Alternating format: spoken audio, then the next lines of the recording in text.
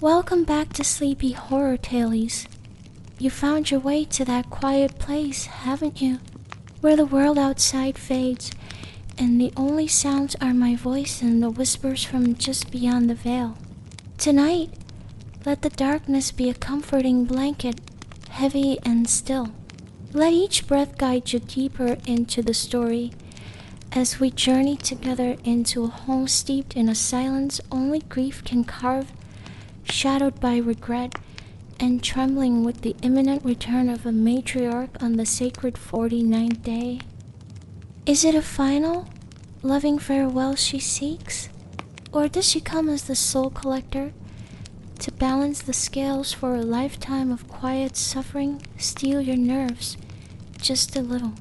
This is a tale where the ties of family are pulled taut by spectral hands, and a mother's love or perhaps her vengeance reaches from the silence of the grave. Now, dim those lights a little further. Close your eyes. You don't need to see what's coming. You only need to listen. The Peterson family resided in a sprawling two-story house in a prosperous, leafy suburb, a testament to Henry Peterson's astute business acumen that had seen their ventures flourish season after season. He and his wife, Helen, had weathered many storms, their hard work finally rewarded with the comfortable life they now led. Their greatest treasure, however, was their only son, Ben, a bright spark who had just celebrated his 10th birthday. Born into affluence, Ben wanted for nothing. He was a child of privilege, nurtured with an abundance of material comforts and attending one of the best schools in the district. His parents doted on him, their love often manifesting as an overprotective indulgence that shielded him from the harsher realities of life, treating him like a rare, delicate bloom. Ben was an energetic and intelligent boy, his mind quick and his curiosity boundless. However, the constant coddling had instilled in him a streak of cunning entitlement and a mischievousness that often crossed the line into disrespect. This was most frequently directed at Sarah, the family's quiet and patient housekeeper. Ben, knowing he could twist narratives to his advantage, would often complain to his parents about Sarah, falsely accusing her of bullying him, snatching his toys, or even pushing him. The truth was that Sarah, a kind woman in her late 20s, bore his antics with stoic resignation, never retaliating. Nevertheless, her denials were often drowned out by Ben's crocodile tears, leading to many undeserved reprimands from Henry and Helen. For the past few months, a pall had fallen over the Peterson household. Helen had restricted Ben's access to the main living room, a usually vibrant space now hushed and somber. Henry's mother, Eleanor, had fallen gravely ill and had been moved from her small countryside cottage to live with them so they could better care for her. A severe stroke had left her partially paralyzed and bedridden, her world shrinking to the confines of the guest room, which had been converted into a makeshift sickbed. Her mobility was drastically reduced, and she spent most of her days and nights lying in bed, a prisoner in her own failing body. Ben, from the hallway, would often hear the faint, mournful moans and, occasionally, the deeply unsettling, rattling coughs that emanated from his grandmother's room. The sounds were alien and disturbing, painting a grim picture in his young mind. Curiosity, tinged with a morbid fascination, sometimes got the better of him. On a few occasions, he had tiptoed to the slightly ajar door, peering through the narrow gap. The sight that greeted him was profoundly shocking and etched itself into his psyche. His once robust grandmother was now a gaunt, frail figure, her skin stretched tautly over her bones, resembling little more than a living skeleton. Her eyes, often clouded with pain or vacant with exhaustion, seemed too large for her emaciated face. One afternoon, as Ben indulged his morbid curiosity, his grandmother's eyes, surprisingly alert, snapped open and met his. There was an unnerving intensity in her gaze. Slowly, deliberately, she raised a trembling, skeletal hand and pointed a long, bony finger directly at him. Her lips, thin and pale, contorted into what looked like a silent snarl. A jolt of pure, unadulterated terror shot through Ben. He stumbled backward, a choked gasp escaping his lips, and fled to his room, tears streaming down his face as he sobbed hysterically. The image of her accusing finger and menacing glare became a recurring nightmare, a deeply unsettling impression that his young mind struggled to process. Not long after that incident, Eleanor Peterson passed away. The official cause was complications from her stroke, but for Ben, her death was inextricably linked to that terrifying moment, as if her final act of will had been to sear her image into his memory.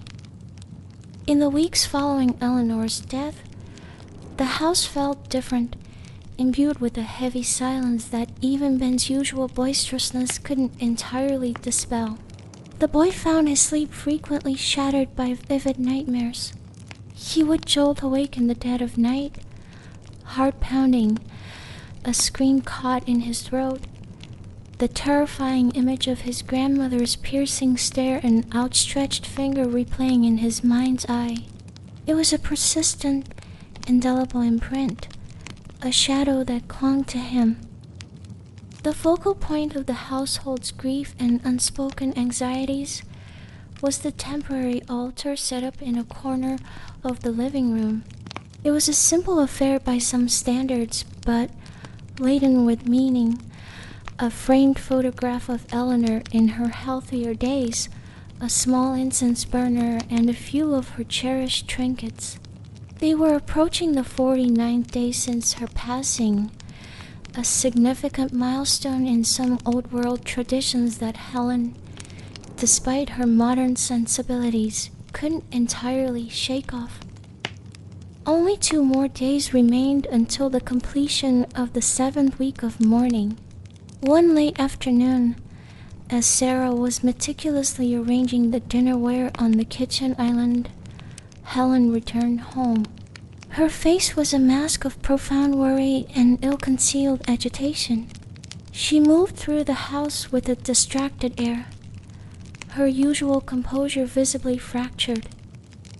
Throughout dinner, she barely touched her food, her gaze distant, her fingers nervously tracing the rim of her water glass. Henry, noticing his wife's unusual distress, finally broke the strained silence. "Helen, is something wrong? You've been on edge ever since you came back." Helen set down her fork, her hand trembling slightly. Her voice, when she spoke, was a low, hesitant murmur, laced with an undeniable thread of fear. "Henry, I went to see Mr. Davies today. You know, the spiritualist Martha recommended after her father passed. Mr. Davies was a local figure, known more through hushed whispers and anecdotal accounts than any public profile. He was said to possess a certain sensitivity to the ethereal, a man people sought out in times of profound grief or inexplicable unease." Henry raised an eyebrow. While not a staunch believer in such things, he knew Helen sometimes found comfort in exploring these avenues, especially when stressed. "And What did he say to upset you so much?" Helen took a deep breath, her eyes darting nervously around the room as if fearing she might be overheard by unseen ears. He confirmed that the 49th day is critical. He said that's when Eleanor's spirit will make its final visit home. The idea of a spirit returning to visit its family 49 days after death wasn't entirely alien. It was a concept woven into the tapestry of various folk beliefs, a sort of final farewell before a soul moved on. Henry initially wasn't overly alarmed. He offered a placating smile. "Well, that's to be expected, isn't it? A sort of goodbye. Many cultures believe in that." But Helen shook her head, her eyes wide with a deeper terror. Her voice dropped to a near whisper, a chilling cadence that sent a shiver down Henry's spine. "No, Henry, there's more," Mr. Davis said. "He said when she returns, she will take someone with her." The color drained from Henry's face. The fork clattered from his suddenly numb fingers onto his plate. The partially eaten meal before him now seemed utterly repulsive. The casual atmosphere of their dinner was shattered, replaced by a cold, creeping dread. The spiritualist's words, whether born of genuine insight or shrewd charlatanism, had struck a primal chord of fear within them. The thought of Eleanor, not returning for a peaceful farewell, but as a harbinger of further loss, was horrifying. The term soul collector, though unspoken, hung heavy in the air. The sun had barely dipped below the horizon, painting the sky in hues of bruised purple and blood orange, when Henry and Helen sprang into frantic action. Mr. Davis' ominous words had transformed their grief into a palpable fear, a desperate urgency to appease Eleanor's lingering spirit. They rushed to the specialty food stores and the local bakery, their shopping cart quickly filling with an array of items deemed suitable for an offering to the departed. Savory rice dishes, sweet puddings, a whole roasted chicken, a traditional centerpiece, an assortment of meticulously arranged fresh fruits, rich pastries, and several boxes of Eleanor's favorite imported biscuits. Their selections were driven by a desperate hope that a lavish display might pacify her spirit, might persuade her to be benevolent rather than vengeful. By 10:30 that night, the temporary altar in the living room was laden with the bounty. Everything was arranged with an almost ceremonial precision, each dish and item placed just so. The aroma of cooked food, sweet incense, and fresh flowers mingled in the air, creating a strangely somber yet fragrant atmosphere. Helen carefully guided a reluctant Ben to the altar. Handing him a stick of incense, its tip glowing red, she instructed him in a hushed, earnest tone, "Ben, honey, light this and say a little prayer. Ask Grandma to watch over you, to let you stay here with Mommy and Daddy. Tell her you love her and ask her not to take you anywhere." Ben, his earlier bravado completely gone, looked pale and wide-eyed. The talk of his grandmother's spirit returning, possibly to take someone, had terrified him.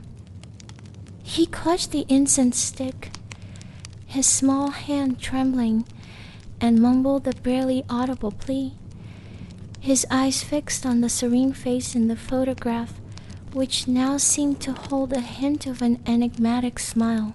Henry and Helen, too, offered their own fervent prayers, their voices low and heartfelt. They begged Eleanor for forgiveness for any past slights, any moments of impatience or neglect.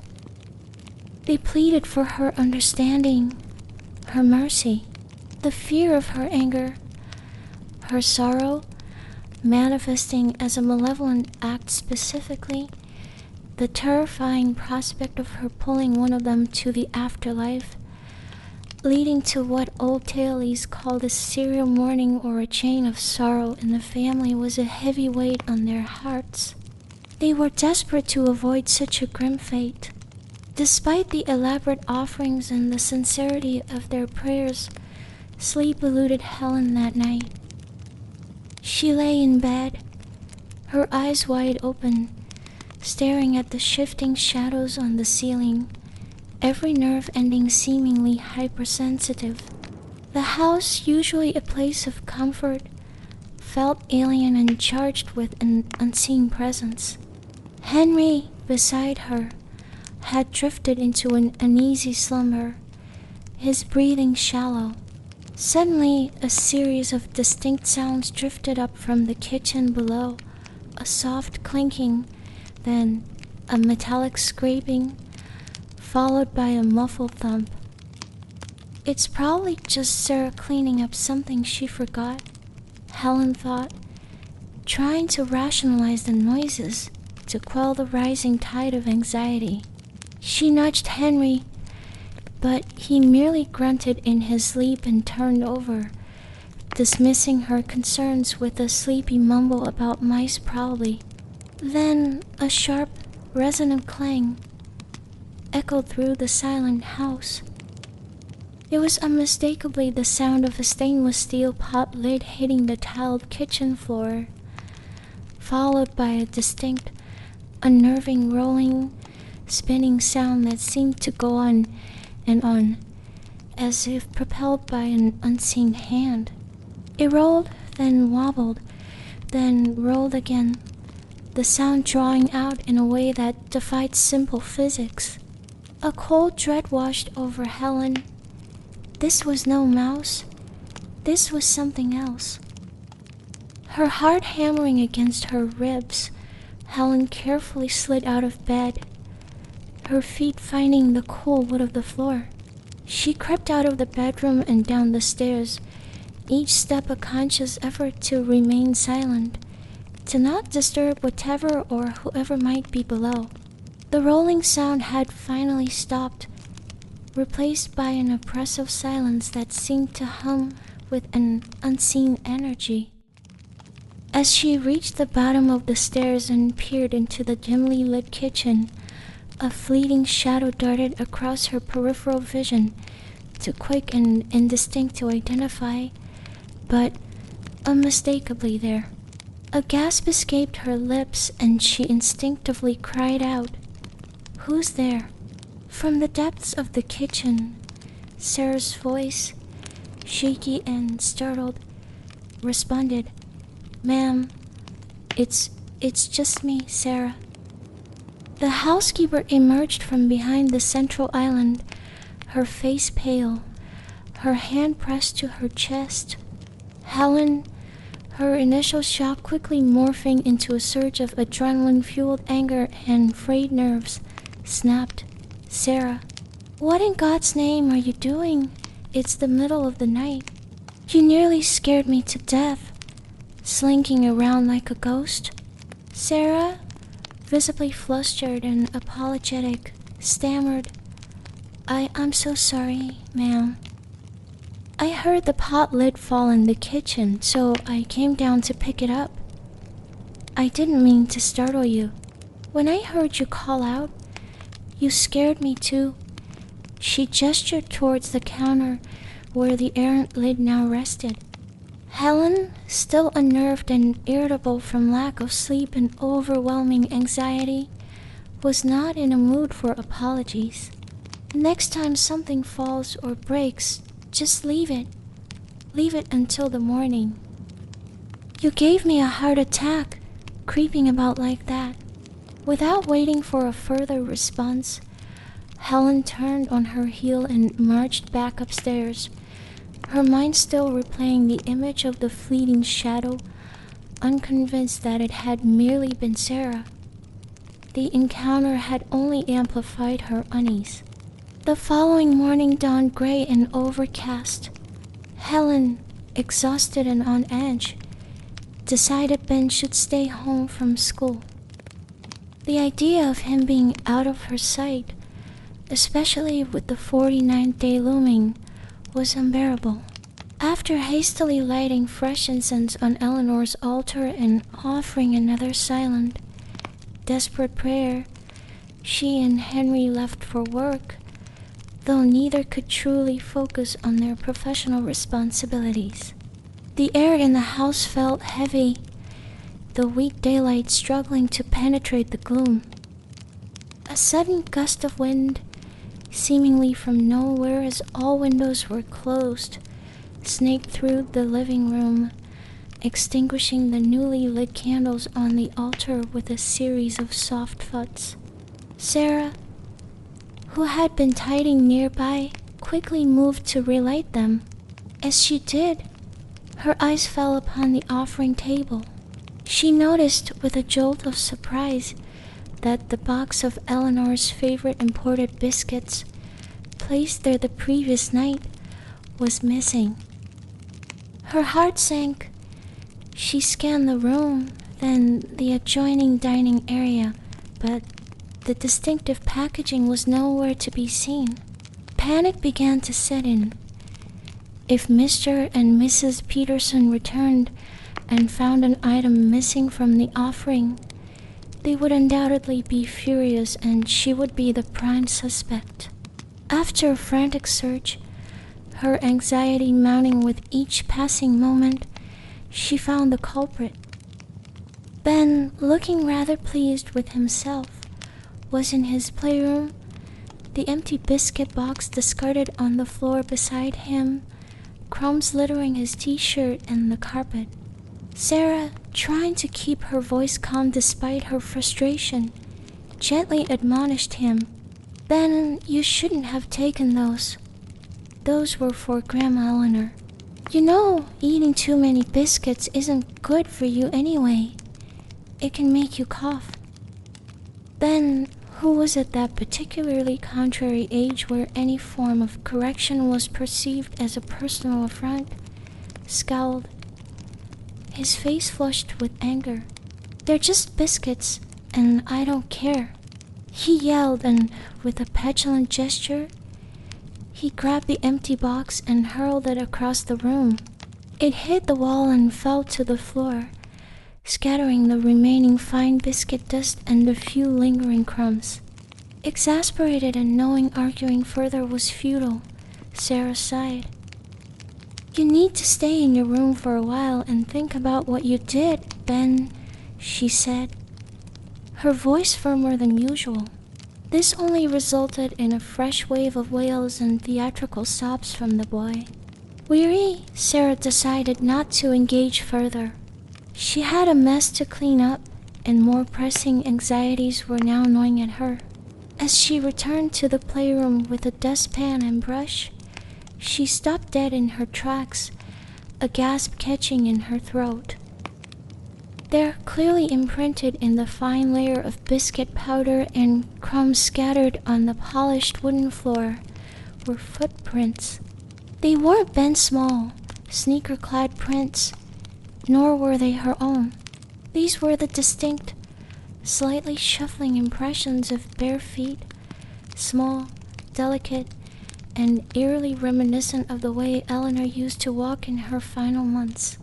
The trail of footprints began near the doorway leading to the main hall, headed directly towards the spot where Ben had been sitting with the biscuits, and then seemed to recede back towards the hall. "Could it be?" Sarah whispered, her blood running cold. "Has Grandma Eleanor already come back?" The thought was terrifying.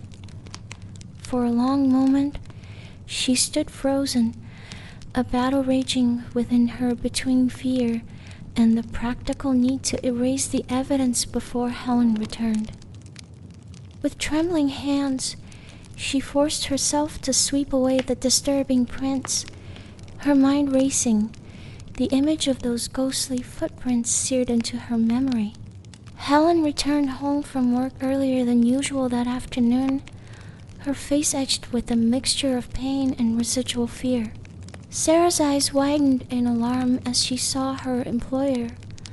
Helen's usually immaculate attire was slightly disheveled, and her arms and legs bore several fresh, angry red abrasions. A few of the deeper scrapes were covered with hastily applied bandages. "Mrs. Peterson, what happened to you?" Sarah asked, rushing forward with concern. Helen, however, seemed not to hear her, or perhaps chose to ignore the question. Her expression was haunted. She walked past Sarah as if in a trance, making a beeline for Eleanor's altar. She fumbled to light a stick of incense, her hand shaking so violently that it took several attempts. Once it was lit, she sank to her knees before the photograph, her voice a choked sob. "Mom! Oh, Mom, I know you resent me. I know I wasn't always the best daughter-in-law. I promise from this day forward, I'll take better care of Henry. I'll be better. Please, Mom, don't take me. Please don't push me off my bike again. I'm so scared, Mom, so scared." Her words tumbled out in a torrent of fear and guilt, her body trembling with the force of her emotions. Only then, through her tearful confession, did Sarah piece together what had happened. Helen had apparently been in some sort of accident, a fall from her bicycle, which she was now attributing to the malevolent influence of Eleanor's spirit. After her emotional outburst at the altar, Helen seemed to regain a sliver of composure. She turned to Sarah, her eyes still red-rimmed. "Sarah," she said, her voice raspy, "run to the market immediately. Buy a whole roasted duck. That's what Mom truly loved when she was alive. The roasted chicken we offered last night, it was wrong. It wasn't her favorite." Sarah, though bewildered by the sudden shift in focus, nodded and hurried out. The instruction was clear, another attempt to appease the increasingly menacing spirit of Eleanor. When Sarah returned with the fragrant roasted duck, Helen snatched it from her and placed it reverently on the altar, replacing the chicken. A fragile sense of calm seemed to settle over Helen, as if this specific offering might finally tip the scales in their favor. Just then, the front door burst open and Henry strode in. His face was flushed, a thunderous expression darkening his features. He was in the middle of an obviously heated phone call, his voice tight with anger and stress. "No, I told you that deadline was non-negotiable. This is a disaster. A complete disaster." He barked into his phone, pacing agitatedly in the hallway. Clearly, a significant crisis was unfolding in his business affairs, adding another layer of tension to the already fraught household. Slamming his phone down on the hall table, Henry muttered about needing to clear his head and headed upstairs for a shower. The house fell into an uneasy silence, broken only by the distant sound of the running shower and Helen's intermittent, nervous eyes.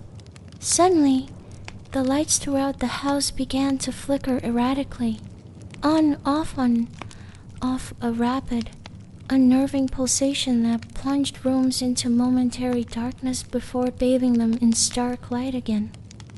The effect was deeply unsettling, like a scene from a horror film.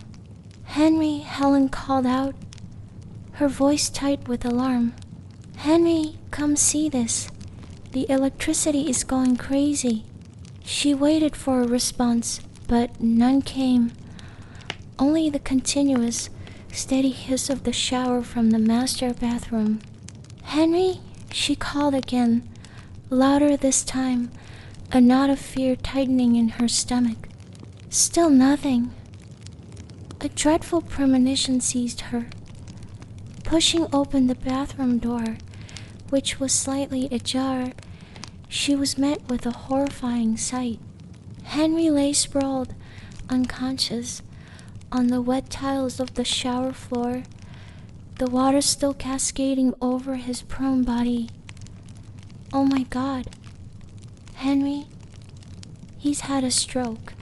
Or a heart attack? Sarah, call 911. Call an ambulance, quickly. Helen screamed, her voice cracking with panic and despair. After the paramedics had stabilized Henry and rushed him to the hospital, a distraught Helen, her face ashen, stumbled back to Eleanor's altar. She fell to her knees, all pretense of composure gone, and banged her forehead repeatedly on the floor in a desperate gesture of supplication. Mom, please, Mom, don't take my husband. Don't take Henry from me. I can't live without him. Please, I beg you. She wailed, her pleas echoing through the silent, flickering house. Then, grabbing her purse, she rushed out of the door, heading to the hospital to be by Henry's side, leaving Sarah alone in the increasingly terrifying home. Sarah stood alone in the dimly lit living room, the erratic flickering of the lights casting dancing, grotesque shadows on the walls. The silence in the wake of Helen's frantic departure was heavy, almost suffocating. She had never seen her employer so utterly terrified, so completely undone. The raw fear in Helen's eyes, the desperation in her voice as she pleaded with Eleanor's spirit, had been chillingly real. With trembling hands, Sarah approached the altar. She took a fresh stick of incense, lit it, and placed it in the burner. Her own prayer was simpler, a quiet murmur. Grandma Eleanor, she whispered, her gaze fixed on the serene photograph, please watch over this family. Please help them through this. They are scared. Please let there be peace. Sarah knew, perhaps better than Henry or Helen, the depth of Eleanor's unhappiness during her final years living with them.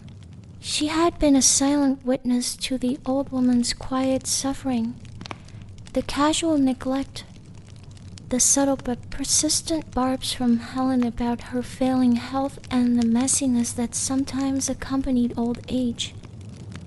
Henry's impatient dismissals of her slow movements or repetitive stories, and even Ben's childish cruelty.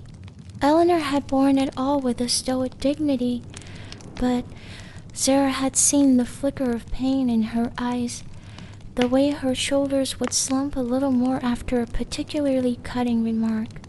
As if mirroring the turmoil within the house, the weather outside took a dramatic turn.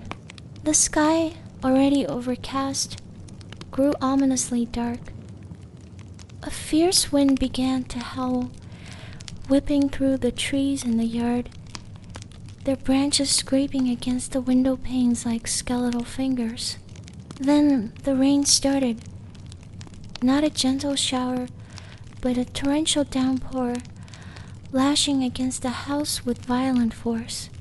Each gust of wind seemed to find its way into the living room, despite the closed windows, causing the candles on the altar to gutter and finally extinguish, plunging that corner of the room into deeper shadow.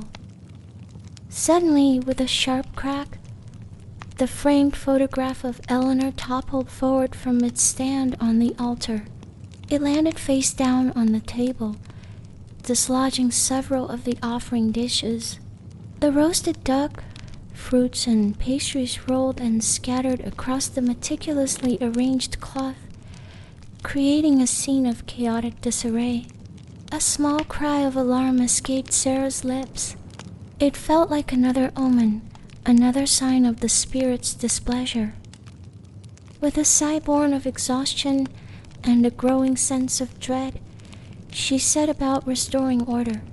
Carefully, she righted the photograph, her fingers brushing against the cool glass. She picked up the scattered food items, her heart heavy with a sense of foreboding. Each task felt like a small act of defiance against the encroaching darkness, both literal and metaphorical. Late that night, Henry was brought home from the hospital. Fortunately, it hadn't been a stroke or a heart attack, as Helen had feared. The doctors diagnosed it as a sudden, severe spike in blood pressure, likely brought on by extreme stress, which had caused him to momentarily lose consciousness in the shower. It was a serious warning, but not the catastrophe Helen had envisioned. As he was helped into bed, weak but lucid, a collective sigh of relief, albeit a shaky one, passed through the family. Perhaps, Helen thought with a flicker of desperate hope, Eleanor had intervened, had shown some mercy after all. Maybe her spirit had somehow caused the lights to flicker as a warning, ensuring Henry was found before the situation became truly dire. That evening, Helen, seeking solace or perhaps a more direct line of communication with the spirit world, changed into a simple, loose-fitting blue garment, something she'd read was appropriate for prayer and meditation. She knelt before Eleanor's altar, a string of prayer beads in her hands, and began to chant softly, reciting prayers for the peaceful repose of Eleanor's soul and for the cleansing of her own karmic debts. The low, monotonous sound of her voice filled the living room, a counterpoint to the raging storm outside. As she prayed, her eyes, scanning the offerings, suddenly narrowed. Her chanting faltered. "The biscuits," she whispered, her voice sharp with renewed anxiety. "Another box of Mom's biscuits is gone." She whirled around, her gaze immediately falling on Ben, who was hovering nervously in the doorway, and then on Sarah, who was quietly clearing away some of the earlier mess. "Sarah, Ben, who took the biscuits this time?" Before Sarah could even open her mouth to respond, Ben, quick to deflect blame, pointed an accusing finger. "Sarah ate them, Mommy. I saw her." Sarah gasped, stung by the blatant lie. "No, Mrs. Peterson, I didn't. That's not true." Helen's face, already strained, hardened. Her patience, worn thin by days of fear and anxiety, finally snapped. "You didn't eat them? Then, are you saying Ben is lying? Are you saying my son, a 10-year-old child, took them and is now blaming you?" Her voice was laced with a dangerous calm. Sarah, caught in an impossible situation, could only reiterate her innocence, her voice trembling slightly. "Yes, ma'am. I mean, no, I didn't take them. I think Ben might have." This was too much for Ben. He burst into a theatrical display of tears and denials, stamping his foot. "No, I didn't. I didn't eat them. She did. Sarah ate them, Mommy. Sarah ate them." He wailed, his face a picture of feigned outrage. Helen's eyes, cold and furious, fixed on Sarah. "You have some nerve, Sarah, truly. I try to be understanding, but you constantly push the boundaries, don't you? You think you can get away with anything in this house, that you can disrespect my mother's memory, my family." Unable to get a word in, unable to defend herself against Ben's tearful accusations and Helen's rising fury, Sarah could only stand there, tears of frustration and injustice welling in her own eyes. Helen, in her agitated state, was beyond reason. She pronounced her judgment swiftly and harshly. You will replace those biscuits, Sarah. Not just 1 box, but 10 boxes. You will buy them with your own money as an apology, a penance to my mother-in-law. Swallowing her tears, a bitter taste of injustice in her mouth, Sarah nodded numbly. There was no point arguing. She knew when Helen was in this state, nothing could sway her. She took some money from her purse and quietly slipped out of the house into the storm to buy the biscuits. When she returned, drenched and miserable, clutching a bag filled with 10 boxes of expensive imported biscuits, she found her belongings, a small suitcase and a couple of bags dumped unceremoniously on the front porch, exposed to the driving rain. Helen stood in the doorway, her arms crossed, her face a mask of cold fury. Get out of my house, Sarah. Now. I've had enough of your sloppiness, your disrespect, and look at this. She gestured angrily towards the kitchen floor, which, despite Sarah's earlier efforts, still seemed to hold a faint, almost imperceptible trace of powder near the baseboards, visible only to a scrutinizing eye. What is this mess? Footprints. Powdery footprints all over my kitchen. Is this how you clean? Sarah, bewildered, looked towards the kitchen. She remembered the footprints from the biscuit powder that morning, the ones she was sure belonged to Eleanor. Mrs. Peterson, those footprints, they aren't mine. I cleaned earlier, but... Helen's voice rose to a shriek. Oh, so now it's not your mess either? Are you going to blame the ghost of my mother-in-law for tracking powder through the kitchen? You deny everything, don't you? Get out. Get out of my sight. You useless, sloppy girl. The injustice was overwhelming.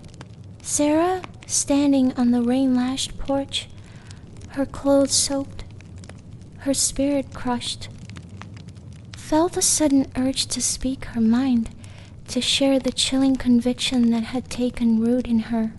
Her voice, though quiet, was filled with a strange certainty.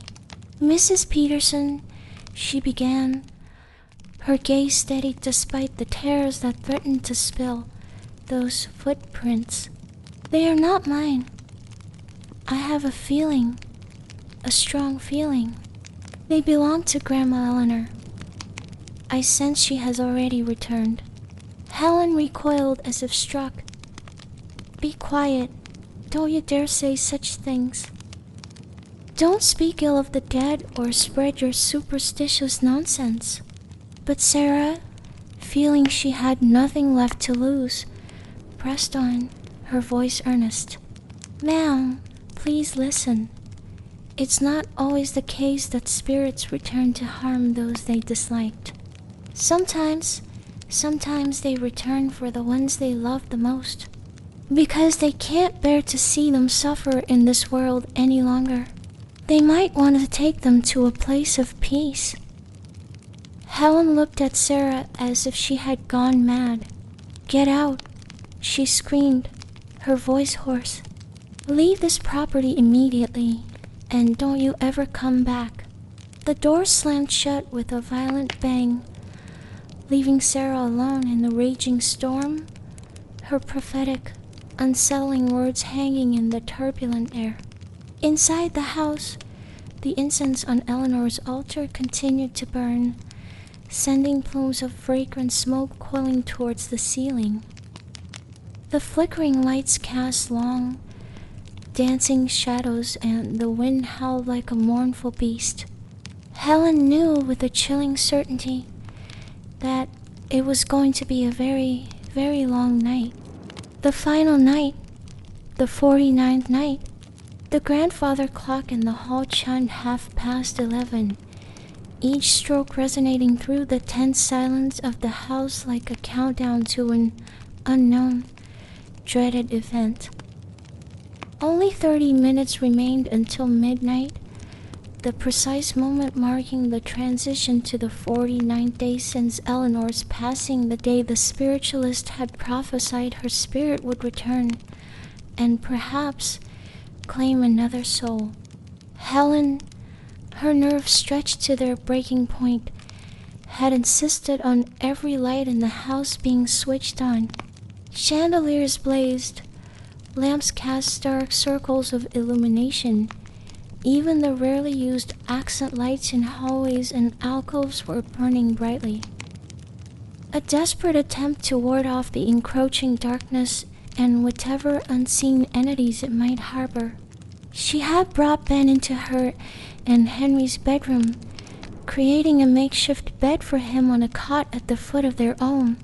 The three of them were huddled together, a small island of terrified humanity in a house that felt increasingly alien and hostile.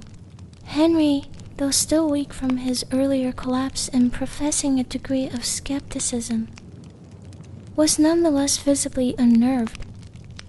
He lay stiffly beside Helen, his eyes like hers, wide and fixed on the ceiling, listening. Ben, sandwiched between them for a fleeting sense of security, had eventually cried himself to sleep, his small chest rising and falling in shallow, uneasy breaths. The silence in the room was profound, almost painful.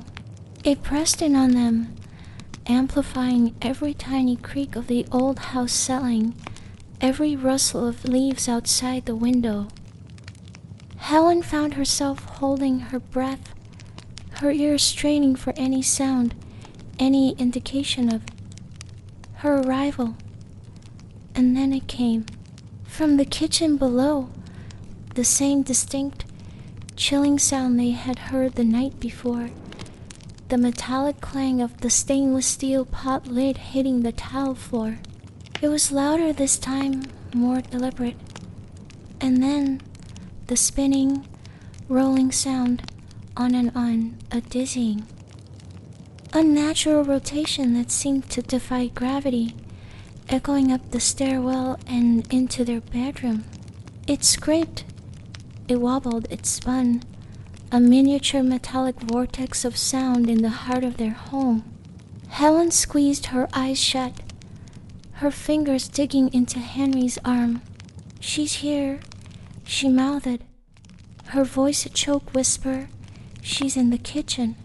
Henry, despite his own fear, tried to project an aura of calm he didn't feel.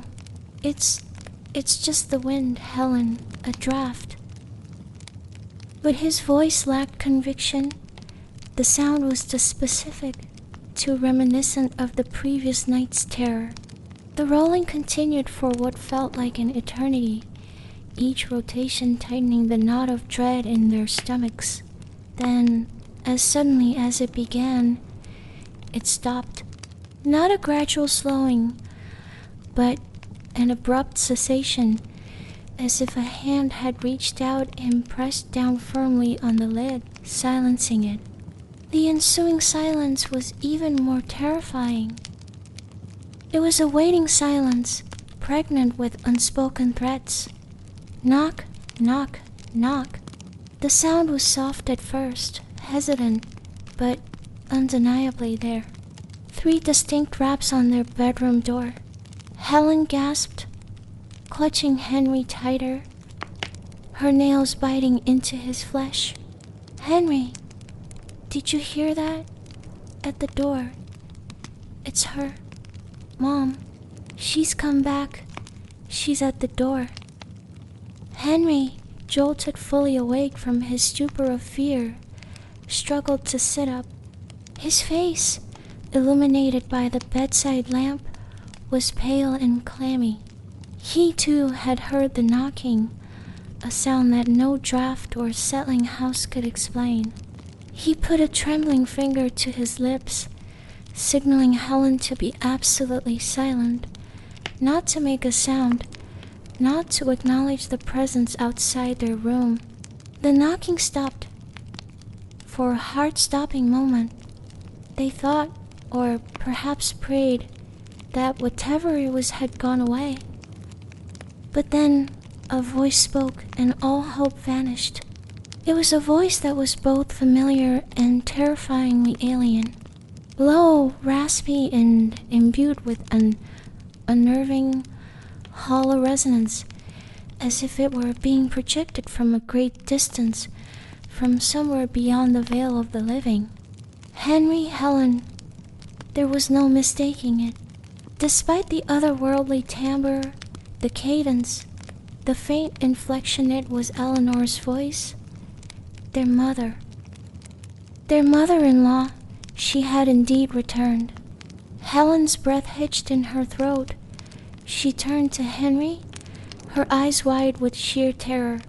"Henry, the door. Did you lock the door?" she whispered, her voice barely audible. Henry's face, already ashen, seemed to lose its last vestiges of color.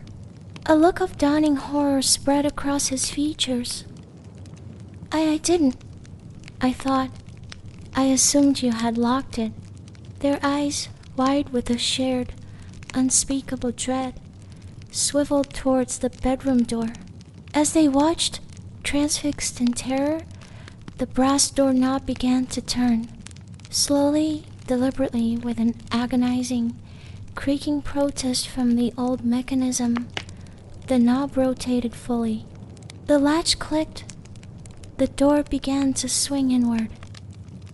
The bedroom door creaked open with agonizing slowness, each inch revealing more of the dimly lit hallway beyond, yet nothing of who or what was pushing it.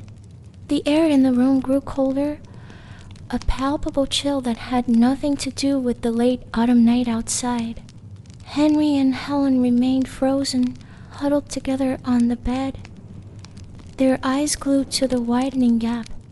Ben, Leslie, remained asleep on the cot, oblivious to the nightmare unfolding around his parents.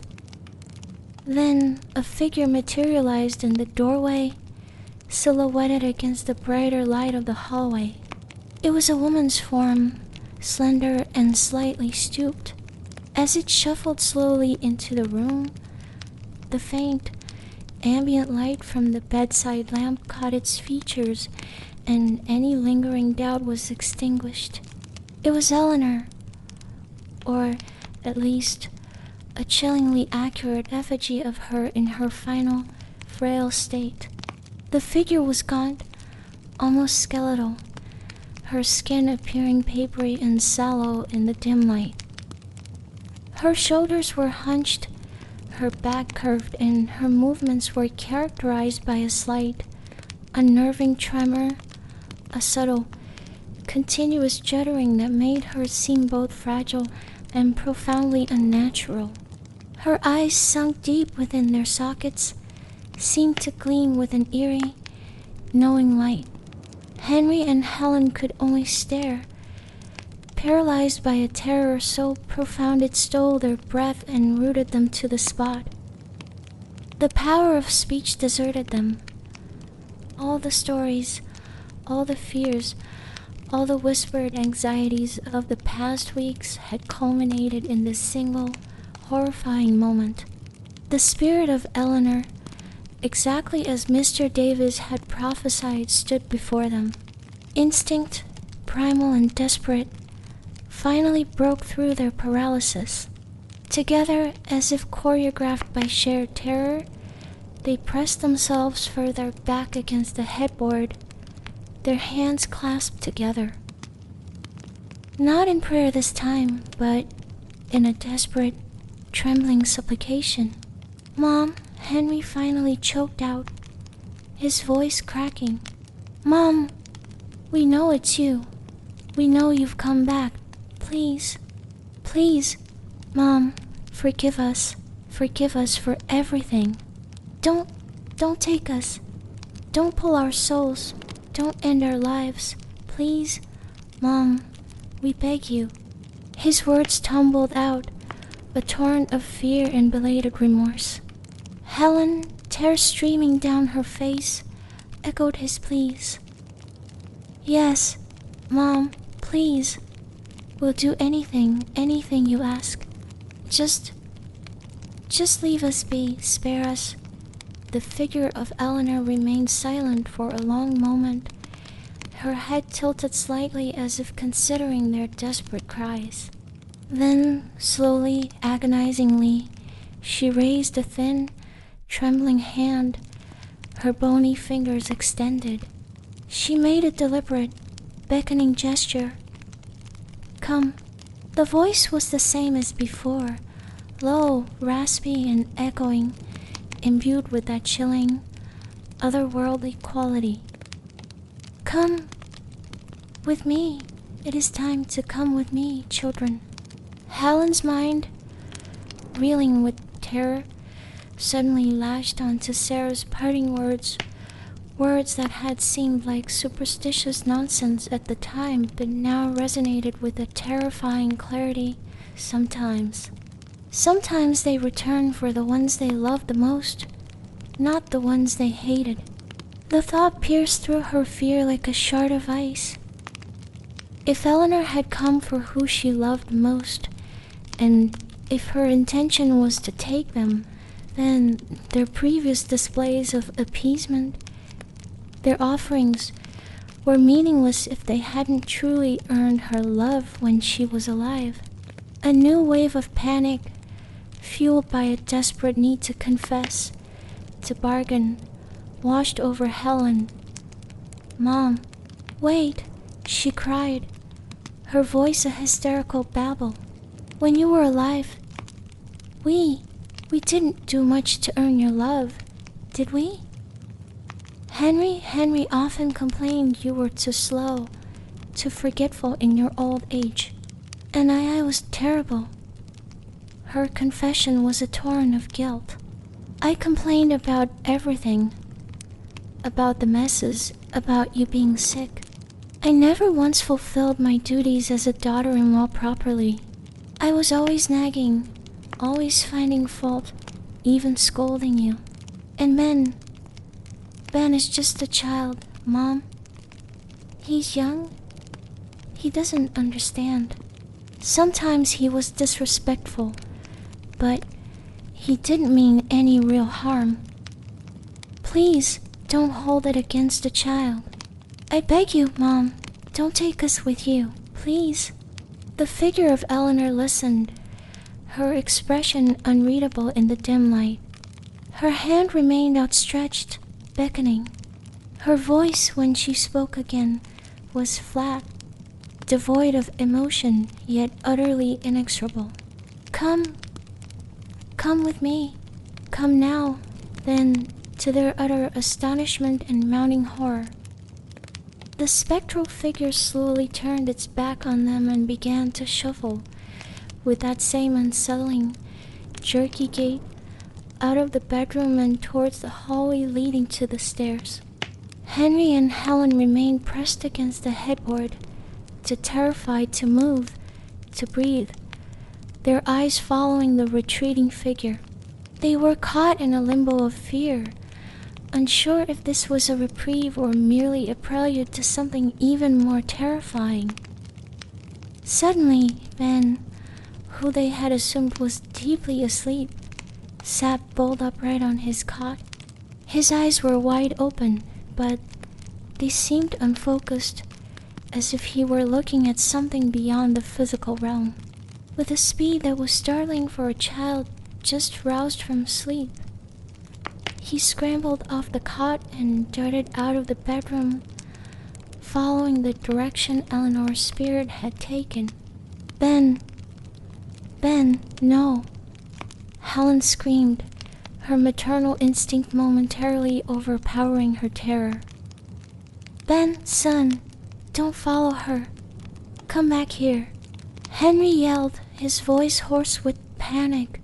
Together, their own fears momentarily forgotten in the face underscore of their son's peril, they scrambled off the bed and rushed out of the room in desperate pursuit.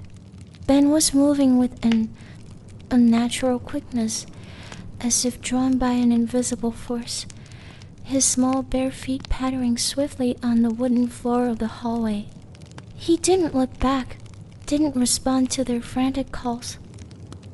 He led them, not towards the front door, as they might have feared, but directly down the main staircase and towards the kitchen. When Henry and Helen finally stumbled, breathless and terrified, into the brightly lit kitchen, they stopped dead in their tracks, their minds struggling to comprehend the scene before them. Ben wasn't cowering in fear, nor was he being dragged away by a malevolent spirit. Instead, he was calmly seating himself at the small, seldom used breakfast nook table tucked into a corner of the kitchen, and on that table, a sight that defied all rational explanation, a full, steaming hot meal, lavishly spread out as if for a feast. There were bowls of rice, platters of stir-fried vegetables, a glistening roasted meat dish they couldn't quite identify, and several smaller bowls containing various savory accompaniments. The aroma, rich and inviting, filled the air, a stark contrast to the terror that had gripped them moments before. What in God's name is happening? Henry stammered, his voice a mixture of confusion and residual fear. His eyes darted around the kitchen, searching for an explanation, for any sign of the spectral Eleanor. From the deepest shadows in the far corner of the kitchen, near the pantry, a spot the overhead lights didn't quite reach, the figure of Eleanor slowly emerged. Now, under the full glare of the kitchen lights, her appearance was even more unsettlingly detailed, yet somehow less overtly menacing than it had been in the dimness of the bedroom. Her skin was indeed wrinkled and mottled with age spots, her frame painfully thin and frail. Her face, though gaunt and pale, with sunken cheeks and lips that receded over toothless gums, was not contorted in anger. There was a profound weariness in her eyes, but also a strange, almost gentle quality. Henry instinctively clasped his hands together, his voice still trembling as he made one last, desperate plea. "Mom, I know it's you. You've returned. Please, whatever we've done, whatever you want, just don't take us. Don't drag us away. I beg you, Mom. I'm on my knees, begging you." Eleanor looked at her son, then at her daughter-in-law, and finally at Ben, who was now looking expectantly at the food. A faint, almost imperceptible smile touched her sunken, toothless lips.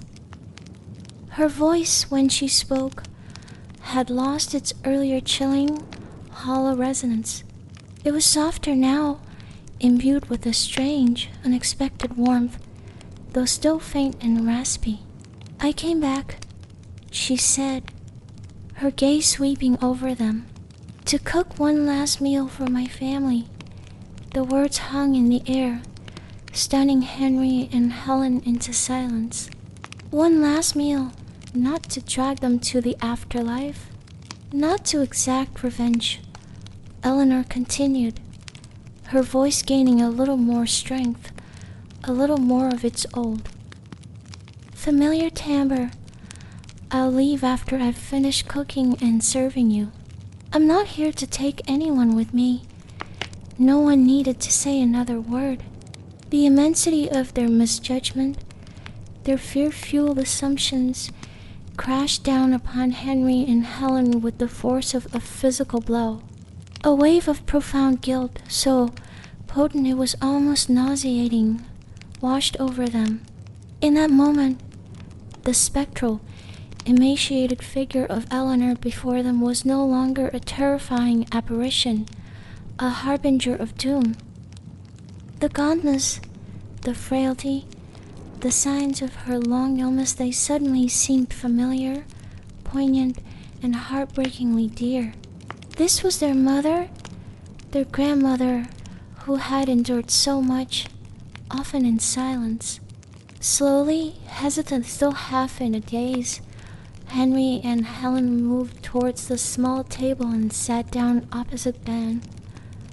Eleanor shuffled closer, a ladle in her surprisingly steady hand. She began to serve them, scooping generous portions of rice into each of their bowls. As she served each person, she spoke to them, her voice gentle, filled with a quiet, loving admonition. "Henry, my son," she said, placing a full bowl before him, "your health is the most important thing. Yesterday in the shower, if I hadn't made the lights flicker to alert everyone, if I hadn't nudged you awake just enough for you to cry it out before you truly lost consciousness, you could have drowned, or worse, from the fall and the shock. You were in grave danger." Henry stared at her, his mind reeling. He remembered the flickering lights, the vague sensation of being shaken or nudged just before Helen found him. So, it hadn't been a malevolent act, but a protective one. His mother's spirit had saved him. Eleanor then turned to Helen, her gaze softening. "And Helen, my dear daughter," she said, serving her, "you must be more careful when you're out on your bicycle. That fall you had yesterday, that reckless driver who nearly hit you, I was there. I did what I could to shield you, to push you clear just enough. That you only suffered minor scrapes and bruises, that you didn't break any bones or suffer a serious head injury. That was a blessing, child. A true blessing."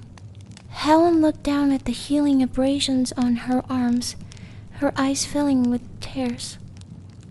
It was true. The accident could have been so much worse. She had been inexplicably lucky. Her mother-in-law, even from beyond the grave, had been watching over her, protecting her. The shame was a searing pain in her chest. Finally, Eleanor looked at Ben, a fond, gentle expression on her face as she filled his small bowl. "And Ben, my little grandson," she said, her voice soft, "you are still so young, but it's not good to tell tales, to blame others for things you've done. It's a hard habit to break, and it will make it difficult for you to become a good, respected man later in life." She paused, then added, her voice even gentler and Sarah, "She is a kind, good-hearted girl.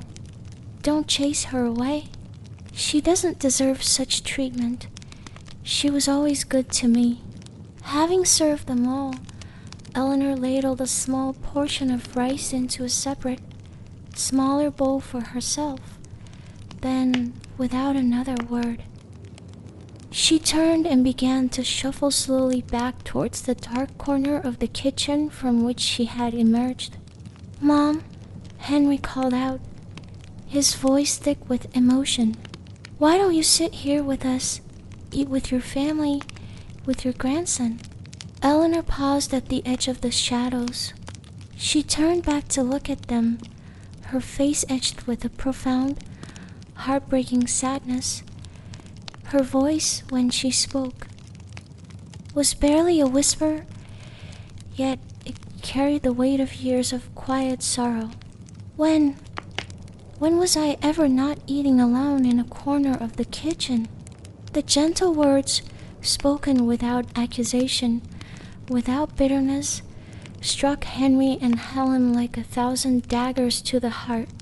They remembered with horrifying clarity how Eleanor had often taken her meals by herself on a small tray in a quiet corner, while the rest of the family ate together in the dining room. Absorbed in their own conversations, their own lives, they had allowed it, encouraged it, even telling themselves she preferred the quiet, that she was a bother at the main table with her slow eating and occasional spills. The truth, they now saw with blinding, painful insight, was far crueler.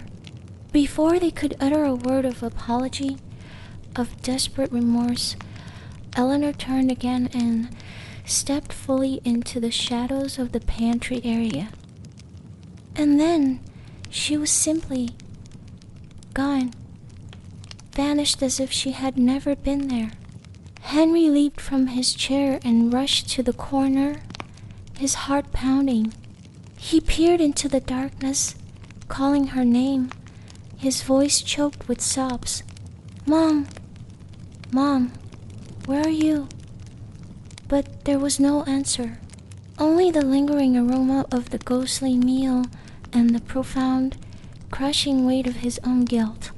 He sank to his knees, his body shaking with uncontrollable sobs, the words tearing from his throat. "Mom! Oh, Mom! I'm so sorry. I understand now.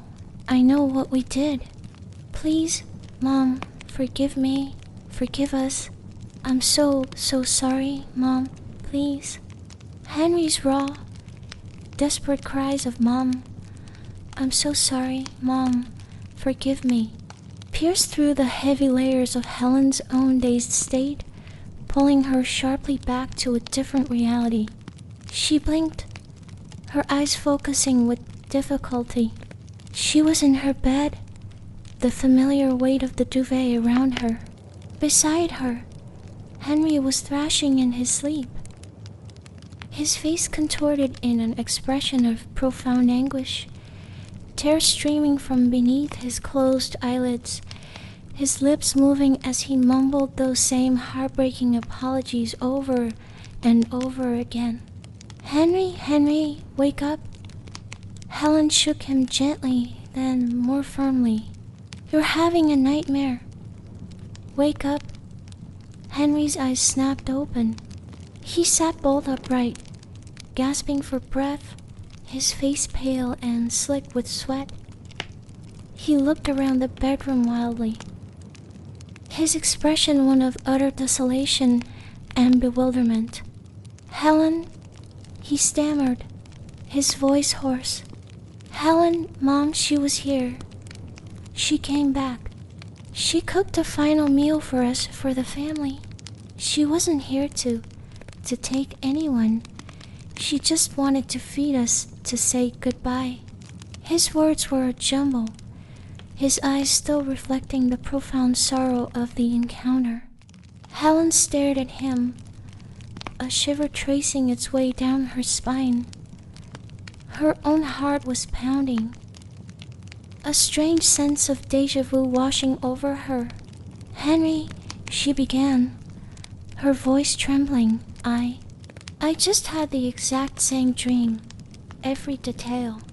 The kitchen, the food, what she said to us, everything." Before either of them could fully process the implications of such a profoundly shared experience, a small whimper came from the cot at the foot of their bed. Ben was stirring.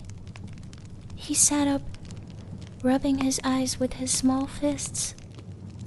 And then he began to cry, not the theatrical wails of his usual tantrums, but soft, heartbroken sobs. "Mommy? Daddy?" He sniffled, looking from one parent to the other, his lower lip trembling. "Grandma Eleanor, she was just here. She came to play with me, and she made me dinner. It was so yummy, Mommy.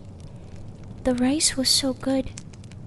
He looked confused, as if he couldn't understand why she wasn't still there. Henry and Helen exchanged a look of stunned, tearful disbelief. It wasn't a dream shared by two, but by three. All three of them had experienced the same vivid, detailed, and emotionally charged visitation from Eleanor. It was too specific, too congruent to be mere coincidence. They knew with a certainty that transcended logic that Eleanor's spirit had truly been with them, not in a nightmare of their own making, but in a manifestation of her enduring, protective love. They pulled Ben into their embrace, all three of them clinging to each other, weeping openly now, tears of grief, of remorse, of a profound, bittersweet understanding, and perhaps of a dawning, fragile hope. The terror that had gripped them for weeks had been exorcised, not by rituals or offerings, but by an act of pure, unconditional motherly love from beyond the grave. Eleanor hadn't returned as a soul collector to drag them into the shadows, but as a gentle guide, offering one final lesson in compassion, forgiveness, and the enduring bonds of family. Her visitation was a gift, a painful but necessary mirror reflecting their past failings and a poignant, loving farewell. The storm outside had begun to subside. The first, faint rays of dawn were painting the eastern sky with streaks of pale pink and soft gray. A new day was beginning, and for the Peterson family, it felt like the beginning of a new, more conscious and more compassionate chapter of their lives. The night of Eleanor's spectral visitation, the night of the shared, poignant dream, marked a profound turning point for the Peterson family. It was as if a heavy, suffocating shroud had been lifted, allowing the light of understanding and remorse to penetrate the dark corners of their hearts. The change was not instantaneous or dramatic in a theatrical sense, but rather a quiet, internal shift that began to manifest in subtle yet significant ways in their daily lives. The oppressive fear that had choked the household for weeks dissipated, replaced by a deep, aching sense of loss mingled with an overwhelming gratitude for Eleanor's final, loving act. They spoke often of the dream, recounting details, sharing the specific emotions her words had evoked in each of them. It was a cathartic process, allowing them to collectively grieve not only for Eleanor's passing but also for their own past shortcomings. Henry, once consumed by his business and often impatient with domestic matters, found himself reevaluating his priorities. The image of his mother warning him in the shower, her spectral hand seemingly guiding him from peril, was seared into his memory. He began to spend more time at home, truly present with Helen and Ben. He listened more, barked less. He even started helping with chores around the house, small gestures that spoke volumes about his internal transformation. The aggressive edge to his ambition softened, replaced by a desire for a more balanced, meaningful existence. Helen underwent perhaps the most visible change. The guilt she felt over her treatment of Eleanor was immense, a heavy burden she knew she would carry for a long time. But alongside the guilt was a newfound resolve to be a better person. She became more patient, more empathetic. The sharp, critical tone that had often characterized her interactions, especially with those she perceived as beneath her, softened into a kinder, more considerate demeanor. She started volunteering at a local hospice, channeling her remorse into providing comfort for others in their final days, perhaps seeking a form of penance, or simply trying to emulate the selfless love Eleanor had shown them. One of the first things Helen did, the very morning after the dream, was to call Sarah. Her apology was heartfelt, filled with genuine remorse and shame for her accusatory outburst and unjust dismissal. She didn't try to explain away her behavior with the stress and fear she'd been under. She owned her actions completely. To Sarah's surprise, Helen not only asked her to come back to work, but also offered her a significant raise and a sincere promise of better treatment. Sarah, though initially hesitant and still nursing the hurt of her dismissal, heard the genuine contrition in Helen's voice. Remembering Eleanor's gentle words about her in the dream, a detail Helen had tearfully recounted, Sarah agreed to return. The atmosphere in the Peterson house was palpably different. She was no longer treated as an invisible cog in the household machinery or a convenient scapegoat, but with a respect and kindness that had been sorely lacking before. Then, too, began to change. The experience, though filtered through a child's understanding, had a profound impact. The memory of his grandmother's gentle admonition about telling tales and her loving presence as she served him the dream food stayed with him. He became less prone to bratty outbursts and more considerate of others' feelings. His mischievous streak didn't vanish entirely. He was still a 10-year-old boy, after all, but it was tempered with a newfound thoughtfulness. He stopped tormenting Sarah and even, on occasion, offered to help her with small tasks, much to everyone's surprise. The eggshell delicacy with which his parents had once treated him was replaced by a more balanced approach to discipline and affection, fostering a more genuine sense of responsibility in him. The temporary altar to Eleanor was eventually dismantled, but her photograph was given a permanent honor place on the mantelpiece in the main living room. It was no longer a symbol of fear or a focus for desperate appeasement, but a cherished reminder of a love that transcended even death. They often found themselves looking at her smiling face, not with dread, but with a quiet sense of peace and renewed commitment to live by the lessons she had, in her own extraordinary way, imparted. Life in the Peterson household settled into a new rhythm, one characterized by greater empathy, open communication, and a deeper appreciation for each other and for the simple, everyday moments of connection. They understood now that true wealth lay not in their material possessions or business successes, but in the strength of their bonds and the kindness they extended to others. Perhaps, they often mused, it truly is the boundless, unconditional love of a mother, a grandmother, that possesses the most profound power, a love so strong it can reach across the veil, not to pull souls into darkness, but to gently guide an erring family back towards the light, towards the better angels of their nature, and towards a more compassionate, more loving way of living. Eleanor's final act was not one of collection, but of profound, enduring connection. And so, the Peterson family learned that the spirits we fear most may sometimes be the ones who loved us deepest.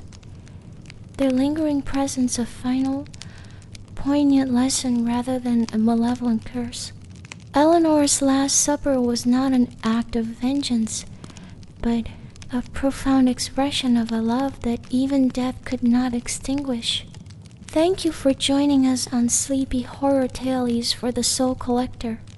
We hope this tale has sent a shiver down your spine and perhaps given you something to ponder as you drift off. What did you think of Eleanor's return? Share your thoughts in the comments below. If you enjoyed this story, please don't forget to like, share, and subscribe for more unsettling narratives from the shadows. Hit the notification bell so you never miss a tale. Until next time, may your dreams be intriguingly eerie. Sleep well.